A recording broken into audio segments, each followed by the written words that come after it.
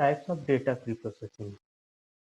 तो data processing कितने प्रकार की होती है, उनमें से कुछ प्रमुख प्रकार यहाँ पर आपके सामने हैं। Checking for null value, correlated feature check, data moulding, also called encoding, splitting the data, impute missing values, feature scaling, label encoding, one hot encoding। इनमें से पहला हम लिखते हैं checking for null values. Checking for null values क्या है? इसका मतलब ये है कि हम पहले चेक करते हैं कि कोई ऐसा तो नहीं नल वैल्यूज हो आपके डेटा में, मतलब कोई ब्लैंक हो, कुछ हो ही ना। ठीक है, तो उसके लिए पहले हम नल वैल्यूज को चेक करते हैं।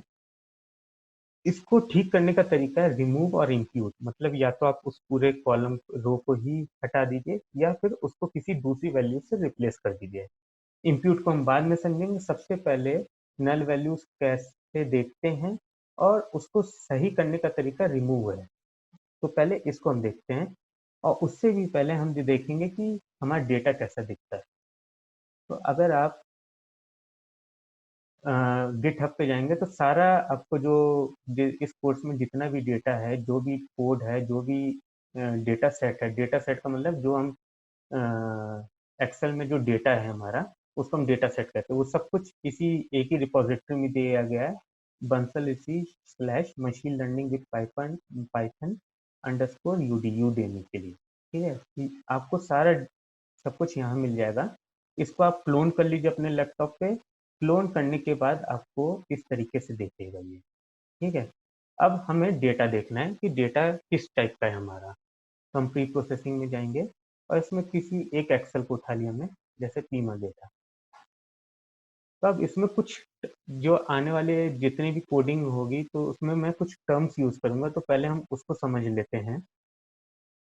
जितने भी ये आपको जो कॉलम्स दिख रहे हैं, ठीक है, इसको मैं अगर बोल्ड, ये जो पहली जो रो है इसको फर्स्ट रो कहते हैं। फर्स्ट रो में जितना भी जो ये टॉपिक दिख रहा है ये सब आपका फीचर्स है। फीचर का मतलब इंडिपेंडेंट वेरिएबल आप कह लीजिए। इंडिपेंडेंट वेरिएबल यहाँ तक है।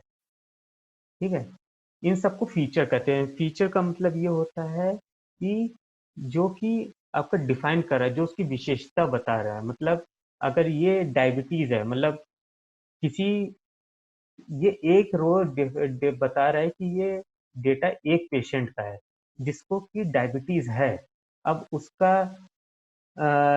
नंबर ऑफ प्रेग एक ये फीचर है, एक ग्लूकोज वाला फीचर हो गया, एक डायग्नोस्टिक डायस्टोलिक बीपी, मतलब बीपी का डेटा है, एक थिकनेस है, एक इंसुलिन बीएमआई। तो डिफरेंट फीचर है। एक बेस्ड ऑन दिस फीचर एक पेशेंट को डायबिटीज है तो उसकी विशेषता है जिसको डायबिटीज है।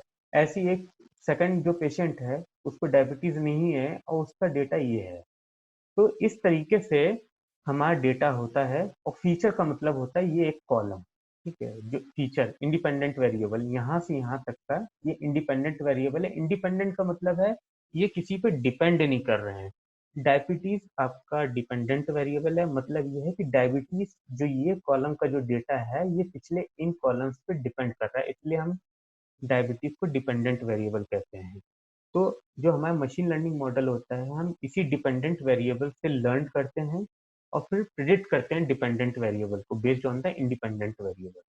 ठीक है, अब हम कोड पे जाते हैं कि किस तरीके से हम इस डेटा को पहले इंपोर्ट करेंगे। तो पहले तो इंपोर्ट एक लाइब्रेरी हम पांडास को इंपोर्ट करेंगे, import pandas as P D. Then D F for data frame हम डिफाइन कर रहे हैं, that is called P D dot. अब हमें क्या करना है, सबसे पहले इस डेटा फ्रेम को हमें इंपोर्ट करना है। तो उसके लिए क्या है, पीडी में एक फंक्शन होता है, उसे कहते हैं रीड अंडरस्कोर CSV।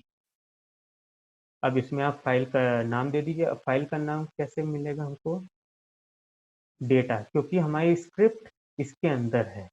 ठीक है, तो इसके बाद डेटा के बाद डेटा में जाएंगे, फिर प्री प्रोसेसिंग में, फिर पीमा डायबिटीज। तो आप सीधे यहाँ से ऐसे कॉपी कर लीजिए, ये डेटा डिफाइन कर दिया। इसको ऐसे चेक कर देंगे तो ये आपका विंडोज और लिनक्स सब में कंपैटिबल रहेगा।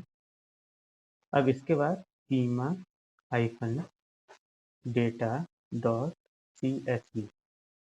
अब इसको एग्जीक्यूट करने के लिए क्या करें, शिफ्ट एंटर। तो ये इंपोर्ट हो गया।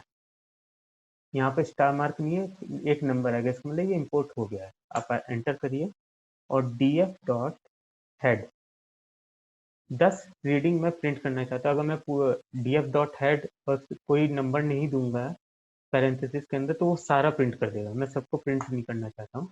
ये 10 कॉलम आ गए, ठीक है। अब हम क्या करेंगे, try to print null values. कितने में नल वैल्यूज है, सो df डॉट, ये इसका इनबिल्ट फंक्शन है पांडास का, डॉट वैल्यूज डॉट एनी। अगर आप इसको करेंगे तो ये क्या बताएगा, फॉल्स। मतलब आपके पूरे डेटा में एक भी नल वैल्यू नहीं है। नल वैल्यू का मतलब जीरो नहीं होता है, नल वैल्यू का मतलब होता है जैसे ब्लैंक है, मतलब वहां पर कुछ है ही नहीं, ठीक है।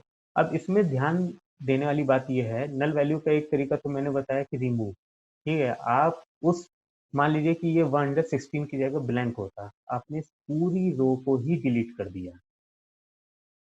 एक ये बहुत सीधा सा तरीका लगता है, लेकिन इसका नुकसान भी हो सकता है। उसका नुकसान ये है, मान लीजिए आपके पास 100 रोज है, मतलब 100 पेशेंट का डेटा है, ठीक है।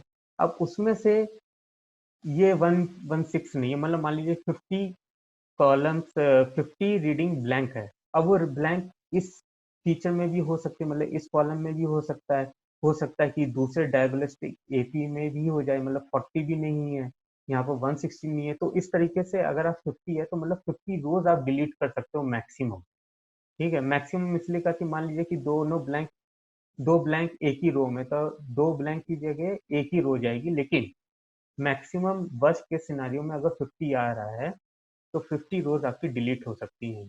तो उस केस में क्या है कि जब आप देखते हैं कि आपके पास ब्लैंक डेटा ज़्यादा है, तब हम उसके लिए इंप्यूट मेथड यूज़ करते हैं, वो हम आगे चल करके देखेंगे। तब तक के लिए बस इतना समझिए कि इस तरीके से हम चेक करते हैं। अगर हमको डिलीट भी करना है तो हम directly df equal to drop N A axis, how का मतलब एनी का मतलब कोई भी कॉलम है, axis 0 towards axis the column, हम डिलीट कर सकते हैं उस कमांड को यूज करके। तो ये हो गया हमारा first data pre processing step, checking the null value and taking the corrective measure. अगले सेक्शन में हम दूसरा डेटा प्री प्रोसेसिंग टाइप देखेंगे। तब तक के लिए धन्यवाद।